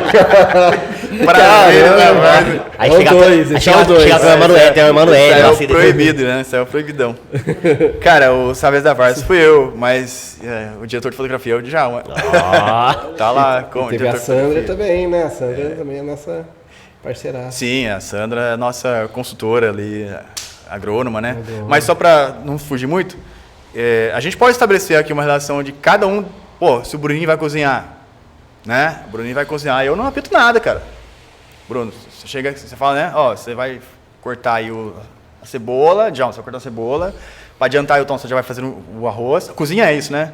Mas também ali, como é um emprego, como é um trabalho, ela acaba tendo isso. Mas, por exemplo, você que já trabalhou na cozinha solidária, às vezes você está assumindo uma função ali e não necessariamente você está nessa questão vertical, é horizontal. Então, é possível ter, numa sociedade comunitária, pessoas responsáveis por certas funções e, inclusive, delegando, né, para as outras pessoas, você vai fazer isso, fazer aquilo, mas que ela não necessariamente tem o poder com ela, entendeu? Se você tira o poder do detentor do meio de produção. Porque aí o cara ele não vai poder falar depois, você tá fora da comunidade. Não, ele não tem esse poder para fazer isso. Nesse caso é um bem comum, então, né, no caso. Para um bem comum, daí acho que funciona bem. Exato, um mutirão, muitas vezes, né? O pedreiro tem o pedreiro, ele que vai falar, vai fazer desse jeito, mas... A massa tal, sei ele entende que, às esse o servente está ali num mutirão, né? Porque eu já trabalhei muito servente pedreiro. Eu também. E é outro, né, cara? Mas no mutirão não, às vezes tá lá 5 pedreiros, 20 ajudantes, e todo mundo se ajudando ali e tal. Então é possível, assim, eu acho que é possível. Legal, você mudou minha mente, velho. Eu não consegui enxergar isso. Esse exemplo que você deu do cinema é perfeito. Eu não consegui enxergar uma relação tipo, funcionamento. Porque sempre vai ter alguém que vai ter que assumir uma função, né? Isso é fato. Isso, inclusive o comunismo pressupõe isso também. Sim, claro. E as sociedades, por exemplo, ditas tribais, né? Sociedades indígenas, sociedades... Elas também têm essa forma. Tem o responsável pela caça, outros pelo adorno, pela arte. Se organizam ali de ideia. E não necessariamente tem algumas sociedades ainda até mais avançadas nesse ponto. Eles também, o cara que às vezes está produzindo... o cara que é responsável pela comida, plantando ou caçando, ele às vezes é um cara que é da arte também. Ele tem essa possibilidade. Né? No nosso trampo, cara, a gente está aí nessa porque a gente insiste muito, né? Só a gente, quem é artista sabe o preço que se paga aí por querer viver da arte. Nossa Senhora. Eu gostaria, eu não consigo, entendeu? Também não consigo. Então, assim, mas numa sociedade às vezes comunitária é possível, porque aí você está em tudo, os meios de subsistência estão todos já conquistados, né? Estão todos ali, então você tem o tempo para explorar outras vertentes. A importância do ócio também. Exato. Qual a importância do ócio, cara, como professor? É importante? Cara, agora foi fundo. Eu acho totalmente. Eu sendo professor, eu acho... E artista. Meu professor, ele trabalha no ócio. Como assim, pô? Não falo que o professor é preguiçoso. Não tem descansa. Quando é dia de descansar, ele tá tem que fazer coisa de prova, né? Essas coisas aí. O ócio... Os caras estão se destruindo, né? Você reparou que eu já tá um atacando o outro aqui. Eu não queria falar, não. A gente tá com uma treta aí que precisa resolver, então aproveitei esse momento aqui. Os caras trabalham. Cara, eu acho que o ócio é importante para todo mundo, né? Assim, a palavra negócio, né? Ela vem disso aí, de negar o ócio. E eu sou um cara que não nego o ócio. Sempre que eu posso, eu não tô fazendo nada. Eu também, cara. Entendeu? Só que é tão triste que nunca acontece esse momento. Que, por exemplo, eu dou aula E aí eu sinto essa necessidade de escrever sobre escravidão, de estudar sobre escravidão, de escrever sobre. Então, o tempo que eu tenho que estaria em ócio, eu estou lendo, ou estou escrevendo, ou estou pesquisando. Então, é complicado. Agora, é muito... Claro que tem, né? Eu estou em casa. Hoje mesmo eu estava assistindo um documentário. Pode ser considerado, né, um momento de ócio ali. Mas é raro, né, cara? Assim, a gente, nessa correria que a gente está, é muito difícil. E precisava, né? Precisava ter um momento. Até pro cara não fazer nada mesmo, sabe assim, eu não vou pintar porque eu já pintei, eu não vou escrever porque eu já escrevi, já trabalhei, e agora eu vou ficar aqui de boa vendo o Rio Paraíba correr, cara. Você vai ser eu amanhã, domingo e segunda. Mas eu também, quer nem saber de nada. Mas é colocado na nossa cabeça que a gente fica também culpado, velho. Por um bom tempo eu fiquei assim, cara, não produzindo nada, ficava vendo que esse bagulho de coach, não comprava ideia, porque aparece essas merda. É igual o Pablo Marçal. Eu não procuro o cara aparece pra mim, velho. Tudo que eu sei sobre o cara foi obrigatório. O seu universo tá traindo isso. Pelo amor de Deus, mano. Não quero saber. Ou é algoritmo. O universo chama algoritmo, né? Algoritmo, né? E aí, o que você tem pra nós agora? Aí que você... Deixa eu só concluir a questão, mano. E aí, o que eu tava falando também, cara? Esqueci. Que a gente se sente mal por... Mano, caralho, eu só não tô fazendo nada, não tem problema também, velho. Sim, eu também já muitas vezes me peguei nessa. E, inclusive, quando eu paro, assim, que eu não tô trabalhando, é o que eu falei agora, eu tô lendo, tô escrevendo, e aí às vezes eu também não tô lendo nem escrevendo, eu falo que não, tem que escrever, aproveitar agora, que eu tenho esse tempinho pra fazer isso. Aí difícil você vencer vai essa culpa, né? Você vai se... Coisa, né? É difícil. Eu não carrego no sentido do trabalho em si, né, de preciso estar trabalhando, produzindo dinheiro, produzindo, né, como... que a maioria dos coaches coloca, mas no sentido de produzir coisas que eu acho que eu gosto mesmo, sabe assim? É isso. Eu vou fazer 2 perguntas de convidados e daí a gente entra na dinâmica. Demorou, manda bala. Pô, passou rapidinho também o tempo. O tempo. Caralho, o prosa até é só gente interessante também, né, velho? Tem o assunto vai desenvolvendo, né, pô? Muito rápido. É. Ó, uma das perguntas foi a Érica Cândido. Hoje não tem cartinha pra mostrar assim. Salve, Érica. Mas Salve, Érica. a Érica Cândido, ela perguntou assim pra você, como é que você trabalha na sua aula o antirracismo? Boa pergunta. Valeu, Érica. Perguntona. Cara, eu acho que por ser negro, embora os alunos não me vejam como negro, muitos deles, né? Isso já ajuda um pouco, porque eu falo, né, quantos professores negros você tem? Né? E aí são poucos. Hoje tem mais, né, por conta dessa abertura que tem tido nos últimos tempos em relação à entrada de pessoas negras na universidade. Né? Mas eles falam, realmente não tem pessoa da faxina. Ah, tem mais. Médico. Merendeiro. Exato, Nunca médico. foi atendido por um médico. Então, eu trabalho assim, às vezes com atividades mesmo de caderno, de leitura, de texto. Geralmente, querendo ou não, cara, a gente tem que falar disso o ano todo, né? Mas de forma sistemática, como parte da grade de ensino, isso só acontece em novembro por conta da Semana da Consciência Negra, o mês da Consciência Negra, né? ou o Dia da Consciência Negra. Eu já trabalho o mês inteiro já. E aí eu desenvolvo atividades ali com os alunos. Por exemplo, o 8º ano está tratando justamente desse Brasil que a gente estava discutindo agora, que é desse Brasil Império, o Império está quase caindo, né? Então eu já trago essa questão dos escravizados, tal. Já no 9º ano é o Brasil República. E aí a gente vai pensar a situação dos negros nesse Brasil República, né? Ou esses antigos ex-escravizados, né? Isso enquanto atividade, enquanto conteúdo. Agora, no dia a dia também, cara, eu falo de música, de arte, cultura. Então, trago sempre referência negra assim, para as aulas. Autores negros, artistas negros, músicos. Eu passei, por exemplo, o documentário dos Racionais lá, a molecada ficou louca. Nossa, imagina. Da hora, hein? Você é louco. Aí eu até tirei a fotinha. Um dia eu queria mandar assim pro Mano Brown, falou assim, pros caras todos, né, pro Racionais. Nossa, Mano Brown. A molecada assistindo assim, e eles pirando. E é legal que no documentário eles falam bastante, a gente queria fazer música pra preto, de preto pra preto, tal. E a molecada assimila, sabe assim. Mas você tem, né, sala de aula, escola, é terrível, né, cara? Então você tem casos de racismo, assim, alguns fortes, outros que você vê que o cara só tá querendo ser engraçadinho, aí acaba falando o cabelo da colega. Racismo muito forte, sim, eu nunca presenciei em relação aos alunos, sabe? Nunca presenciei mesmo assim Eu acho difícil. Aquele violento. Criança, assim, acho meio difícil acontecer. Acontece, cara. Não, acontece, mas não é tão comum como quando. É menos, né? É menos. O racismo violento, eu nunca presenciei. E, poxa, cara, eu acho que eu nem quero presenciar, porque eu não sei como é que eu vou lidar. Eu posso ficar muito puto, eu posso ficar chorando. Eu não sei, cara. Até vídeo eu não vejo, sabe? Quando eu vejo história desses casos assim, eu não vejo, passo o vídeo assim. Agora, o racismo recreativo, né? Que é esse que vem por meio de piadinha, isso acontece. Acontece bastante. E aí eu oriento, né? Pô, não é legal fazer isso, não é legal falar isso. Daí eles vão pegando, vão assimilando. Aí tem vários depoimentos, assim, até de alunos brancos, que professor... Até por exemplo, uma vez a aluna comentou, ela super branca, assim, prometeu do lado dela viraria um mouro, né? O Pelé do lado dele. Super branca, com esse cabelinho que fica aqui, perto até branco já, assim, sabe? Bem, parecia Quase albino, né? Parecia uma sueca, assim, sabe? Mas ela contando que ela estava andando com 2 colegas, e as 2 colegas eram negras, e a polícia parou elas, perguntou para elas se estava tudo bem. Entendeu? Caraca. Então você tem relato de uma garota branca sobre o racismo. É legal ela ter essa consciência. E ela falou, professor, foi por causa do cor da pele das meninas. Pô, é isso. Então daí eu uso esses exemplos, a gente vai comentando, vamos falando. Aconteceu, por exemplo, um dia eu cheguei na sala, a aluna falou assim, professor, posso ir na diretoria? Eu sou um cara que eu não gosto muito eu gosto, se for coisa da minha aula, eu gosto que resolva na minha aula, sabe?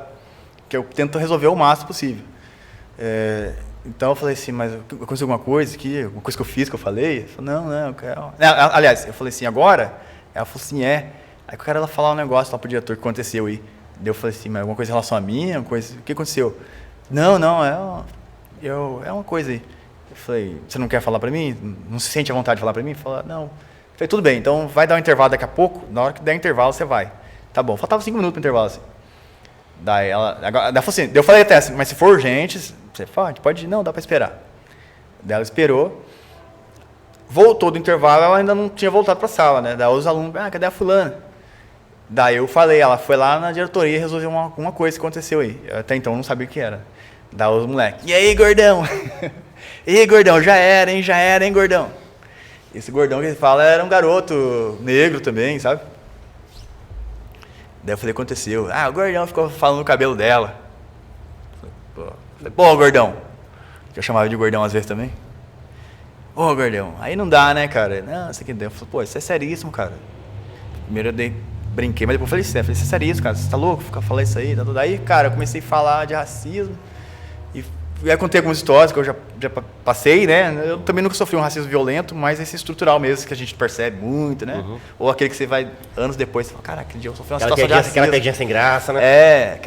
Uma abordagem policial de 1 da tarde, assim, que você na hora você pensa, beleza, faz parte. Depois quando você estuda sobre racismo, você percebe que não, né?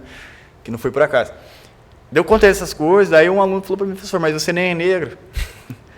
Aí eu falei, cara, eu mostrei, né, peguei algumas imagens na internet, falei, essa pessoa é negra, essa pessoa é negra, essa aqui é negra, essa aqui é negra. Então, você tem um negro que é super retinto, que a gente, né, o preto, né, que a gente fala, o super retinto, tem muita melanina. Uma paleta de cores, né, cara? Então é muito complicado também, né, a gente abrir uma paleta de cores e falar assim, isso é negro, isso não é, né. Mas assim, mas o cara entender que um tom de cor, uma pele mais clara, ela sofre um racismo. Tipo assim, eu falo também para os alunos, o racismo ele depende muito do local que você frequenta, né? Então ele tem uma relação ali com o local, com o lugar. O que isso quer dizer? Eu andando numa quebrada, talvez aqui, talvez num bairro aí também suburbano, as chances de eu sofrer racismo são menores do que se eu estiver andando lá no Vilares de Paineiras, por exemplo. Com certeza. Entendeu? São menores, porque isso diz respeito ao lugar que eu estou andando. Quando o negro começa a frequentar lugares que não foi feito para ele, né? Aí o cara vai ver. E aí um cara da minha cor vai sentir. Ele pode nunca ter sentido aqui. Não existe. Tem muitos caras da nossa cor, né? Que falam, não, eu nunca sofri racismo, nunca senti. Ele nunca percebeu. Porque daí esse que a gente não percebe. Ele nunca percebeu, nunca sofreu de forma violenta. Mas a partir do momento que ele começa a frequentar outros lugares, determinados restaurantes, e aí entra a questão também da cota racial, por exemplo. Por que existe cota racial e existe a cota social? Existem as duas, né? Porque as pessoas também querem argumentar, não, tem que ser, o certo é a cota papai, mas existe também. Por que é a diferença? Porque o branco, partir do momento que ele está rico, que ele vira rico, por exemplo, ele vai frequentar alguns lugares e ele deixa de sofrer racismo. Por exemplo, Prometheus, Bruninho, né? Vocês não são ricos, mas se vocês botam aí um terno e vão caminhar, não vão num restaurante chique aí, vocês passam de boy. Eu, Djalma, pode estar na banca, chegar numa nave lá, de terno, o cara vai ver que a gente é rico e se ele for racista, ele vai ser racista do mesmo jeito. Exatamente. Entendeu? Então, isso é a diferença, né, entre a questão racial e a questão social. Mas aí eu vou falando isso para os alunos, ó, cara, vocês não passam, vocês moram ali na quebrada e tal, vocês não percebem isso. Muitas vezes lá ninguém é racista com vocês e tal, mas tentem andar no bairro tal, passar em tal lugar e entrar em tal loja. Daí quando eu falo de loja, daí vem vários, né? Professor, eu entro na loja lá, os caras sempre querem comprar um tênis outro dia, eu tava com dinheiro, tal, o cara ficou lá me perseguindo, daí vem vários. O cara vai atrás, né, segurança. E sala de aula é essa loucura, às vezes você entra lá para falar de Revolução Francesa, você termina falando dessas coisas, entendeu? Inclusive, falando de Revolução Francesa, a gente está falando de 350 anos de escravidão, só para a gente ter uma noção mais ou menos do que foi isso, que na verdade foi mais de 350 anos, 380 ali mais ou menos. Se a gente pegar a Revolução Francesa, que aconteceu em 1789, até hoje, não deu 300 anos. Uhum. Então, imagina desde lá até hoje, isso tudo um período escravista. Muita coisa. Parece tão distante, né? Parece tão distante. Então, a escravidão, teria que fazer a conta agora, mas assim, sei lá, dá menos de 300 anos, cara. Você tem mais 150, pelo menos mais 150 anos pela frente ainda.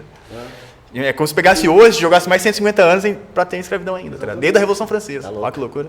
1500 descobriu o Brasil, um tempinho depois já começou a escravizar, né? Já na década de 30, 1530 e pouco ali, que já começou... Já vieram pro Brasil em 32, começaram a mais popular aqui o Brasil, né? Isso, começa a se formar... As capitanias. E aí tem...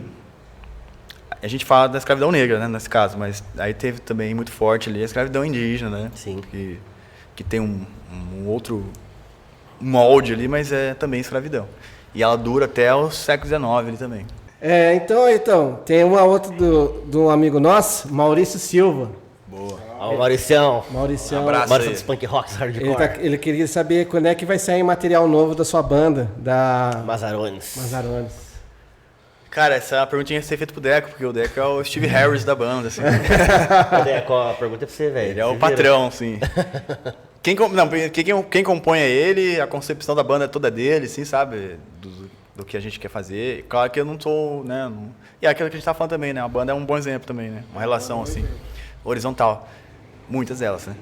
Mas ele que compõe tudo, a ideia da banda é dele, assim. Eu tô tentando fazer algumas músicas, mas como não é um estilo que eu escuto tanto, então eu começo a fazer... A gente toca Bobogan, né? O punk rock Bobogan. Evidente pra você não pegar aí. Só que aí eu começo a fazer punk rock Bobogan, vai saindo hardcore, tá ligado? Por que o punk rock é tão forte aqui em Pinda, cara? Cara, eu acho que por causa dos anos 90, assim, valeria até um estudo, né? Um documentário, sei lá. Anos 90 saiu o Suicide Bulldogs aqui, né? Então, acho que isso ajudou a alavancar.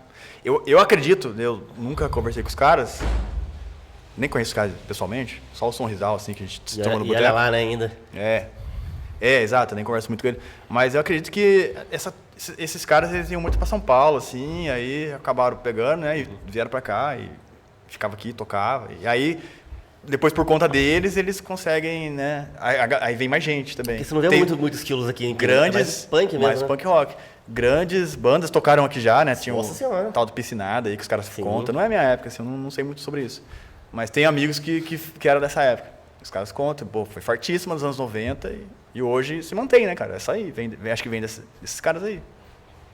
Isso aí, acho que respondeu a Érica e o Mauricião fizeram a pergunta. Maurício, pergunta lá pro Deco, porque eu vou ficar devendo essa aí, cara. Oi, falar em Deco, mano, eu acho muito legal a presença dele pra tocar a guitarra, foda, é muito Ramones mesmo, Isso, cara. Ele Nossa, dá a palhetada pra baixo, assim, que igual cara, eu o acho Johnny muito, Ramone. muito da hora mesmo, cara. Ele gosta mesmo do negócio. Ele gosta, ele mandou fazer a guitarra igual, né? Então, né, cara, a guitarra quase igual do Johnny Ramone. Caramba. Pegou o mesmo desenho e mandou fazer. E é isso, ó. Uma dinâmica surpresa aí, cara. Caramba. Parece que você não Não esperava. gosto de coisa sem hein? roteiro, o Dijão sabe. Escambo cultural. Você vai indicar pra gente qualquer coisa que seja uma expressão artística. Pode ser um disco, pode ser um filme, ou um diretor de cinema, tipo uma obra inteira do cara. O que você quiser, mano, um livro, qualquer coisa. E nós pra você. É Boa. isso. Demorou? Tem alguma regra ou não? Pode. Qualquer coisa. velho. Pode. De quantos você quiser também. Quer começar? Que a gente começa? Cara, não, vou começar que daí já não Manda quero bala. sofrer influências aí de você. É isso aí. E acaba o sofrimento também, né? Sim, na verdade é mais por causa disso. Não, na verdade, assim, eu já ouvi, né, o podcast de vocês, eu sabia que uma hora vocês iam perguntar isso. Eu sempre Cara, estudo. veio preparado. O John sabe que eu sou estudioso, eu sempre estudo antes de me meter nas coisas, né? Estudo o campo ali, né? Eu vim pensando, cara, que tem uma banda lá de Dourados, cara, assim, quero fazer muita referência aqui pra Mato Grosso do Sul, né? A galera paulista é muito preconceituoso em relação ao resto do Brasil, né, cara? E então, primeiro que já confunde Mato Grosso do Sul com Mato Grosso, né? A galera lá Totalmente diferente, né? tem uma birra disso. Eu fui pra lá com esse pensamento também. Cheguei lá e falei, pô, é totalmente outra ideia, tá ligado? Mesmo que eu chegar aqui, a gente chama de gente carioca. Tá ligado? Não que seja, né, negativo ser carioca, mas, pô, eu não sou carioca, é outra cultura. Igual a gente faz com o nordestino, é baiano. Exato, ou Tudo assim, baiano. exato, exatamente. Sou cearense, né? Exato, O cearense também é baiano. O paulista chama todo mundo de baiano. É baiano. Se a gente for para a Europa, né, o latino, assim, pô, a gente é latino de fato, mas pô, eu sou brasileiro, né, cara, é outra coisa, é questão de identidade, né? Sim. Então eu vim pensando nisso, eu vou indicar algumas coisas de lá, cara. A começar pela banda Overdines, que é aqui a gente tá com o DJ, que é do rock and roll, o Bruninho, você que é mais do rap, e o Overdine ele faz essa fusão aí. Tem o Miliano, que é o rapper de lá, ele ganhou até uma batalha em 2020 do Mundial, brasileira, aliás, brasileira. Então, assim, pô. Ele é um cara foda, assim, cara. E aí ele é o vocalista dessa banda, Overdines, que tem um som ali que é rock, uma pegada com uma guitarra ali meio psicodélica, com uns arranjos, com uns pedal, sabe? Mas ele cantando, rimando. Tudo autoral. Tudo autoral. Legal. Assim, é uma banda que eu acho foda. O camarada baixista, o Dunha, parceirão também. E Dunha. Dunha, um grande abraço. Ó. Falando de Dourados aqui em São Paulo. Tava no mestrado, eu viajava lá pra cidade dele, ele me hospedava e tal. Então a banda é muito foda, tá, assim. Legal. Tem o Bros MC, eu não conheci os caras pessoalmente, mas é um grupo de rap indígena. Que são, acho que se não for o primeiro do Brasil, é um dos primeiros. Bro MCs. BRO MCs. Legal, hein, cara? E aí eles cantam em tupi, com português, muito foda. Assim, Mato Grosso do Sul. Mato Grosso do Sul. Eles são de Dourados também, lá onde eu estudei. Foda. Dourados, pra mim, é a cidade mais rock and roll, cara, que eu já tive, assim, eu sempre falo isso, cara, a cidade mais rock and roll, que tem muito músico bom, muito músico fudido, sim. E o que é legal lá, que eu vejo um pouco diferente daqui de Pinda, por exemplo, pelo menos, é que lá os músicos bons, os caras se propõem a fazer música autoral, tá ligado? E música bom, assim, o cara que consegue ser virtuoso, você toca guitarra, você sabe, né? O cara que consegue fazer uns solos que, porra, não consigo. Eu já toco punk rock porque eu não consigo tocar direito. E lá tem muito cara bom de guitarra, de baixo, baixista mesmo, baterista, e os caras fazem música autoral. Aqui você vê mais esses caras bem virtuosos indo mais pro cover, né? Indo pras bandas mais covers. E Dourados tem muito cara talentoso lá. Então tem lá Overdines, Bros MCs, que eu quero deixar aí. O Tonelada também, que aí já é um hardcore, o nome já fala, né? Bem pesado, porrada também. Os caras estão crescendo pra caramba aí, acho que estão na cena hardcore nacional. Acho que... Não ia dizer que eles tocaram em São José dos Campos, mas não tenho certeza. Ficaria esses três. Overdines, Bros MCs e Tonelada. 3 bandas de Dourados. Tonelada. Tonelada? É. 3 bandas de Dourados, Mato Grosso do Sul. É separado ou é junto? Tonelada? Tonelada, tudo junto. Tonelada. Igual que é tonelada mesmo, de 1 tonelada, 2 toneladas. É, banda. Tá. Demorou? Nossa, eu vou procurar, que eu adoro hardcore, cara. Procura. Vou lá, mano. Vai Vou ser- indicar uma... Você vai falar alguma coisa, mano? Não, pode ir. Eu vou indicar... Eu vou indicar um filme que eu indicar, mas como você falou desse rap indígena, eu vou indicar um outro também, que é um rap andino, que o Djalma já indicou uma vez. Chama Alva, né? Com W. Aham, Já ouviu Alva. falar? Eu ouvi quando você indicou aqui. Foi o Djalma que indicou, né? Foi já, né? Não sei pra quem. Primeira Foi pro temporada. Muzaki? Acho que eu vou pro Muzaki, não. Foi pro Muzak. Não. Ou pro Giovanni? Muzak? Acho que foi pro Muzaki. Acho que foi pro Muzaki. Fudido, cara. Foi. Mas eu não vi. Eu até acho que eu cheguei a anotar lá, mas eu não vi. Mas nem era pô, minha indicação, é que você falou do rap indígena, eu lembrei dela. A minha indicação é um filme que... Cara, eu não sei se o Mel Gibson quis passar isso, porque acho que ele assina o roteiro do filme também. Ele é o diretor e acho que ele é o roteirista. O filme chama Apocalipto. Que vem bem de conta que a gente tava falando. Eles vivem numa comuna, tá ligado? Eles não têm relação hierárquica, vertical. Tem um pajé lá que é Que é a liderança, né? a liderança deles, é normal, que é da cultura deles. E eles são capturados e são levados para uma cidade maia, que é tipo um pré-capitalismo mesmo, é totalmente diferente. Eles são raptados dali e são levados para esse lugar. E aí acontece algumas coisas que eu não vou falar, assistam o filme. Eu não sei se o Mel Gibson quis passar essa visão da comuna para você, para uma sociedade... E aí, tipo, chegando lá, eles são meio que mais desenvolvidos, entre aspas, né? Mas nesse maior desenvolvimento, que é a cidade maia, tem escravidão, tem as maiores bizarrices que tem. Mano, eu não vou contar muito, vocês têm que assistir esse filme que é foda. Eu posso fazer um comentário sobre esse filme? Eu já, na verdade, já assisti. Eu até passo algumas cenas pros alunos, é um filme violento, né? Pra caralho. E aí são alunos de 12 anos que estudam esse período aí, é complicado. Assim, até onde passei, esse aluno ficou apavorado. Eu fui depois podando. Mas eu acho legal pra caramba esse filme, cara. Acho legal pra caramba, assim. Um filme meio que de ação, né? Aventura também ali. Que traz essa discussão também dessa América que a gente chama de pré-colombiana, né? E traz essas duas nações diferentes. Tem até uma outra terceira, você lembra? Que é aquela primeira que atravessa, ela que deixa o peixe para eles. Sim. É bem legal o uso para mostrar isso para os alunos. Mas esse filme tem alguns problemas, assim, do ponto de vista antropológico, sabe? Assim, os antropólogos, por exemplo, já não gostam muito desse filme. Porque, justamente pelo final, assim, sabe? Que chega a salvação, assim, e tal. Tem algumas questões ali que dá para discutir o filme, mas é um filmão, enquanto entretenimento. É legal, é bacana pra caramba, assim. Eu entendi assim, cara, como salvação, que é a parte que chega o finalzinho que eles vão chegando. Eu entendi como, tipo assim, o que eu interpretei dessa obra.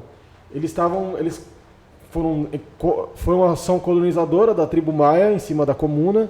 Só que quando chega, o indígena olhando a cena do espanhol chegando, fala dar spoiler, foda-se. O espanhol chegando, ele vê como uma salvação. Mas acho que ele está se enganando. Eu acho que é isso que talvez que pode ter. Essa é uma interpretação, Tipo, nossa, chegou a salvação. Mas, mano, você não sabe o que se espera de você. Mas estava ruim, você vai ver que Mas eu acho que assim, cara, sendo o Mel Gibson.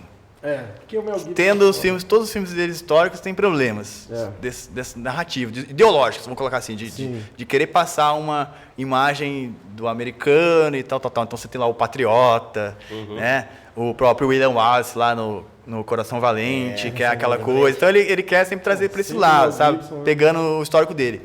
É uma interpretação possível, claro que a obra, depois que o artista produziu, ela tá aberta, né? Exatamente. Eu acho válida também. Mas ele abre margem para essa também. Você na sala de aula, você vê os alunos falando, se salvaram, sabe? Então, cria isso. É o monumento que a gente está falando. Então, quem que chega para agora... E outra, as etnias são todas tratadas de forma violenta, né? O filme é muito violento e dá a impressão assim, eles são todos violentos. E eu tenho que falar muito isso para os alunos. Falar, gente, isso aqui é uma representação. E não necessariamente a violência, ela ocorre, né? Em detrimento de tudo, né? Independente da cultura e tal. Eu posso passar um filme de Segunda Guerra aqui e pronto. É tão violento quanto. Mas ele abre... Essa discussão que a gente pode ter outra hora. Artística, né? Porque o foda é que é o Mel Gibson que fez, né? E o filme é todo feito em maia, tá ligado? É isso, Só atores indígenas. Na verdade, sim, ele não chega a ser ele pega a mistura. Assim, pega um pouco da cultura maia, um pouco da cultura asteca, de várias etnias ali da Mesoamérica. Ele junta tudo, sabe? Assim, não tem uma específica. Exatamente, Mas, só para fazer assim. Porque vindo do Mel Gibson, mas também não dá pra desconsiderar a capacidade artística dele fazer o bagulho disso também. Um filmão, assim, sabe? Que ele é pica. Filmão. Assim, filmão. Roubado, mas ele filmão, independente... Cara, é o que eu sempre falo, tem obra que é uma merda, assim, ideologicamente, mas é um filmão, tá ligado?